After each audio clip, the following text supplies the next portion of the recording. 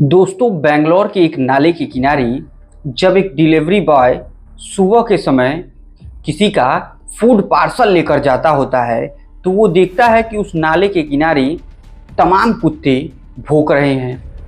और जब थोड़ा वो करीब जाने की कोशिश करता तो देखता है कि किसी आदमी की लाश की तरह कुछ पड़ा हुआ है और उसे ही ये कुत्ते नोचते भी हैं और उसे देखकर भौंकते भी हैं। ये देखकर उस डिलीवरी बॉय को काफ़ी आश्चर्य होता है। आसपास के दो एक लोगों को बताता है और तत्काल उस इलाके की थाने पर संपर्क किया जाता है। पुलिस आती है, पुलिस देखती है तो देखते ही समझ जाती है कि ये किसी आदमी की लाश है और उस लाश को अपने कब्जे में लिया जाता है और उसके बाद इस लाश की जांच पड़ताल शुरू की जाती है। इसको तुरंत पंचनामा करा के पोस्टमार्टम के लिए भेज दिया जाता है और पोस्टमार्टम की जब रिपोर्ट आती है सामने तो ये देखकर पुलिस बेहद हैरान और परेशान हो जाती है, क्योंकि इस पोस्टमार्टम रिपोर्ट में लिखा होता है कि इस व्यक्ति को मारने से पहले इसकी जुबान काट ली गई, इसके जबड़े तक तोड़ दिए गए, उसको इस तरीके से बेदर्दी से मारा गया तो उसके शरीर पर इतने जख्म थे कि जिसका कोई हिसाब किताब नहीं था। और इस तरीके से बेदर्द मौत उस व्यक्ति की हुई थी जिसे देखकर पुलिस भी चौंक जाती है। लेकिन अब सोचने वाली एक जो सवाल होता है कि ये किसकी लाश है, कौन है ये और कैसे इसकी डेथ हो गई। इन तमाम सवालों के जवाब खोजने की पुलिस कोशिश करती रहती है, लेकिन कहीं कुछ पता नहीं चलता है। अब आसपास के थानों में भी एक इन्फॉर्मेशन दे दी गई कि पता कीजिए कि जरा किसी की लाश, अरे कोई व्यक्ति कहीं से गुमशुदा की रिपोर्ट आई हो। 4-5 थानों के बाद एक थाने में जो है एक माँ ने अपने बेटे की गुमशुदा की रिपोर्ट लिखाई होती है। पता चलता है, तुरंत उस माँ से संपर्क किया जाता है, उसे बुलाया जाता है और बुलाने के बाद पता चलता है कि इस व्यक्ति का नाम रेणुका स्वामी होता है और ये जिस माँ ने अपने बेटे की गुमशुदगी की रिपोर्ट दर्ज कराई थी उसी का ये लड़का होता है। और माँ जैसे ही उस डेड बॉडी को देखती है, माँ का तो मानो कलेजा फट जाता है, चीख चीख कर चिल्ला चिल्ला कर रोने लगती है और बार बार एक ही शब्द कहती है कि मेरे बेटे की तो किसी से कोई दुश्मनी भी नहीं थी, आखिर क्यों, कौन था ऐसा और क्यों किसने मेरे बेटे को मारा। अब ये सब बात पुलिस सुनती है। पुलिस का रवैया तो आप लोग जानते ही हैं। पुलिस सोचती है चलो खोजा जाएगा, देखा जाएगा कौन है। आसपास की थोड़ी बहुत जांच की जाती है और मामला अभी चल ही रहा होता है कि इसको क्लोज करने की तैयारी की जाती है कि जब कोई नहीं मिल पा रहा है, किसी से कोई दुश्मनी भी नहीं है, तो इसको अब इस केस को अब क्लोज कर दिया जाए। लेकिन इस केस में एक नया मोड़ सामने आता है और उस मोड़ को सुनने के बाद आप भी बेहद चौंक जाएंगे और एक पुलिस के डीसीपी के ऊपर आप कर्व होने पर मजबूर हो जाएंगे, क्योंकि ये कहानी भी उस पुलिसगिरी पिक्चर से कुछ कम नहीं है कि जिसके कातिल को पकड़ने के लिए ऐसे दमदार ऑफिसरों की हमारे देश में, हमारे समाज में सख्त ज़रूरत है। नमस्कार दोस्तों, मेरा नाम आर्यन मिश्रा है और जुर्म के वर्चस्व के सीरीज में आज की कहानी कुछ ऐसी है जिसे सुनकर आप बेहद चौंक जाएंगे, क्योंकि महज एक कमेंट करने पर एक सुपरस्टार ने अपने ही फैंस की हत्या करा दी। तो अगर आप चैनल पर नए हैं तो कृपया आपसे निवेदन है कि चैनल को सब्सक्राइब, वीडियो को लाइक और ज़्यादा से ज़्यादा शेयर कीजिए। तो दोस्तों, फिर मैं उसी कहानी पर आता हूँ। अब थाने में ये सब चीज़ चल ही रहा होता है कि तभी 3 लोग थाने में एंट्री लेते हैं और बताते हैं कि मैंने इस रेणुका स्वामी का कत्ल किया है, इसने हमसे पैसे उधार लिए थे जो दे नहीं रहा था। अब पुलिस सोचती है कि बैठे बिठाए कातिल ने खुद सरेंडर कर दिया, शायद हम लोगों का दबदबा इतना अच्छा है, ये तो बहुत अच्छी बात है। अब पुलिस ने शांति से इन तीनों लोगों को जेल में बंद किया कि तभी उस इलाके के डीसीपी साहब उसी थाने पर आ जाते हैं और पूछते हैं कि जो वो लाश मिली थी उसका क्या हुआ, कुछ पता चला। वो बताते हैं कि हाँ साहब, 3 लोगों ने कबूल किया है कि हमने ही मारा है और इन तीनों को हमने लॉकअप में बंद कर रखा है। अब डीसीपी साहब को ये बात थोड़ी जचती नहीं है कि 3 लोग एक आदमी को मारने के लिए कबूल कर रहे हैं और तीनों के अलग अलग नाम, जात, अलग अलग आदमी हैं। अगर पैसा उधार लिया था तो वो 3 आदमी से उधार लिया था तो तीनों एक दूसरे को जानते हैं, ये कुछ बात डीसीपी साहब के समझ में आती नहीं है। अब डीसीपी साहब ने एक प्लान बनाया और उस प्लान के तहत एक एक आदमी से अलग अलग करके पूछने की कोशिश की जाती है। लेकिन जब डीसीपी साहब अपने तरीके से पूछते हैं तो तीनों आदमी के बयान में फर्क मिल जाता है। अब जब बयान में फर्क मिलता है तो डीसीपी साहब को बात समझ में आ जाती है कि इन तीनों ने हत्या नहीं की है, इसके पीछे कोई और वजह है और कोई ना कोई बड़ा व्यक्ति शामिल जरूर है जो इन तीनों को खरीद लेता है और इस हत्या का जुर्म अपने सर लेने के लिए मजबूर कर देता है। डीसीपी साहब इस बात को समझते ही तत्काल पुलिस को ये आदेश देते हैं कि पहले तो इस रेणुका स्वामी के बारे में पता किया जाए। जब पुलिस रेणुका स्वामी के घर पहुंचती है और ये जानने की कोशिश करती है तो वो क्या करता है, तो पता चलता है कि एक अपोलो फार्मेसी के शॉप पर वो काम करता था। उसकी किसी से कोई दुश्मनी नहीं थी। उसकी उम्र तकरीबन 31 से 32 साल थी। वो रोज़मर्रा की तरह जाता और चला आया करता था। 8 जून को भी जब वो नौकरी करने के लिए गया और शाम को वापस नहीं आया और उसका फ़ोन भी नहीं लग रहा था, तो 9 जून को उसकी माँ ने पास के थाने में कंप्लेन करा दी थी और उसका कभी किसी से ऐसा कोई दुश्मनी भी नहीं था। पुलिस उस शॉप पे गई, वहाँ भी पता की, कभी भी कुछ कहीं नहीं पता चला। उन्होंने हत्या की बात कही थी इन तीनों लोगों की सीडीआर, रेणुका स्वामी की सीडीआर और इनका लोकेशन सारा कुछ ट्रेस कराया तो पता चला कि ये लेकिन कत्ल के दिन तो उसी जगह के लाश के ही आसपास थे। लेकिन इन लोगों की वार्तालाप कई लोगों के साथ बहुत ज़्यादा देर तक इन 3-4 दिनों के अंदर हुई है।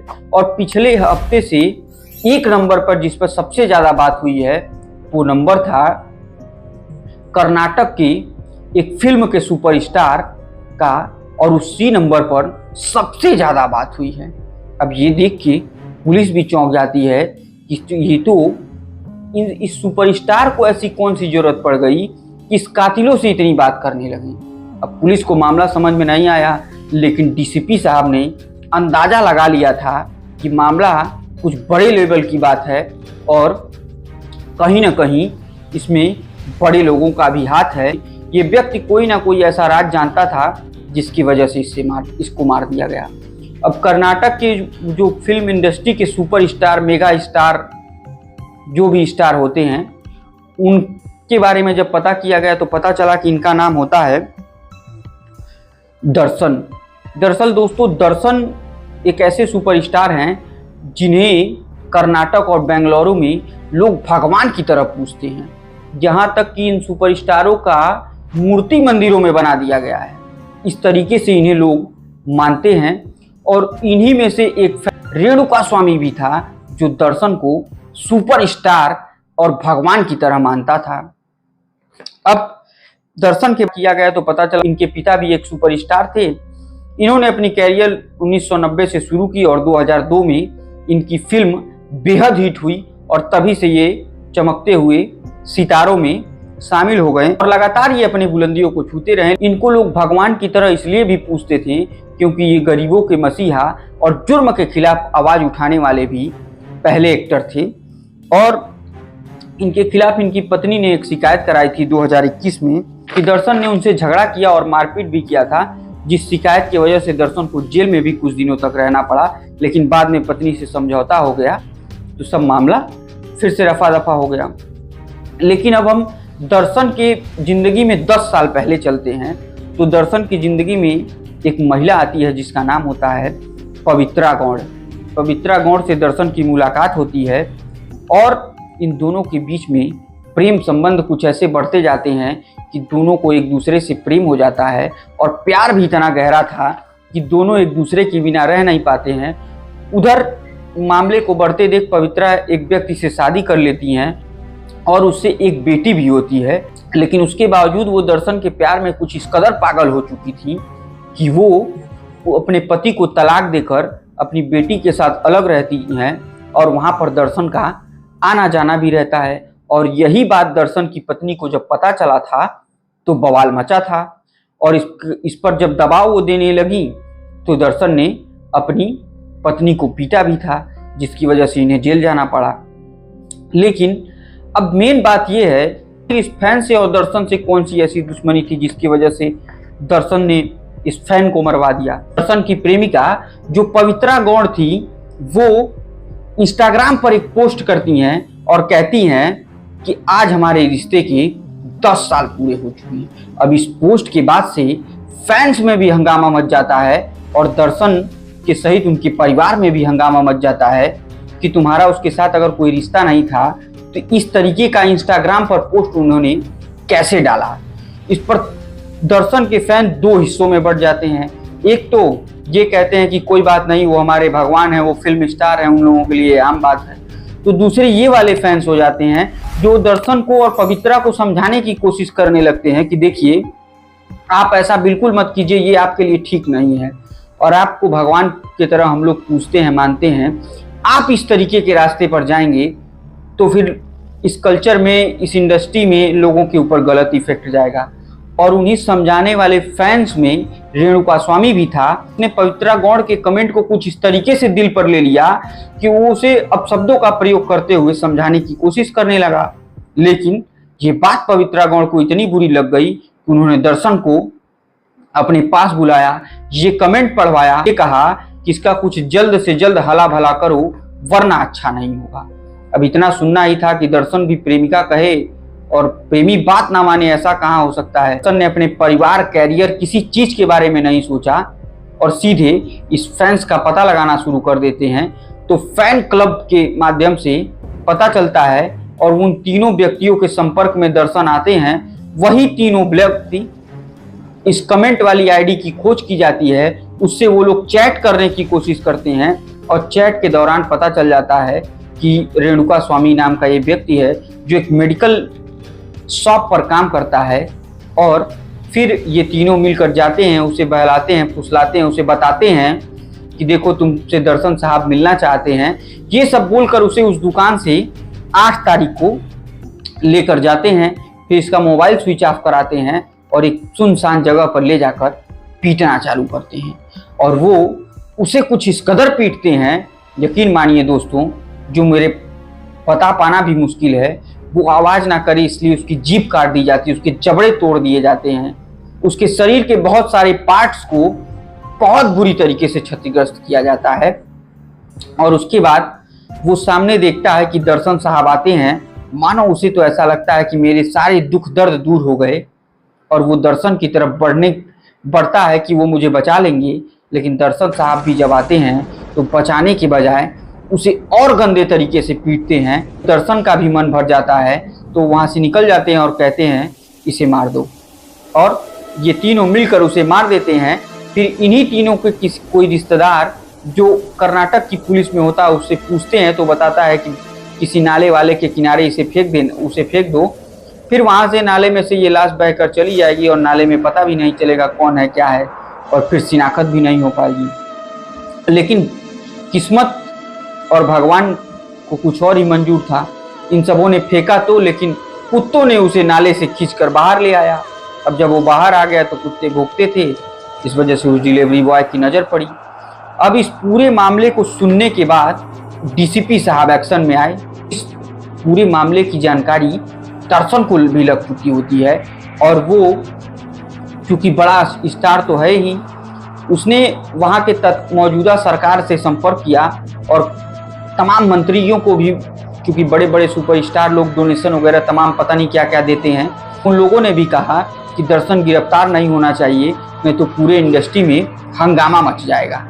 अब ये सब बात होते हुए लेकिन डीसीपी साहब ने इधर कमिश्नर साहब के सपोर्ट से पूरा प्लान पहले ही बना लिए थे।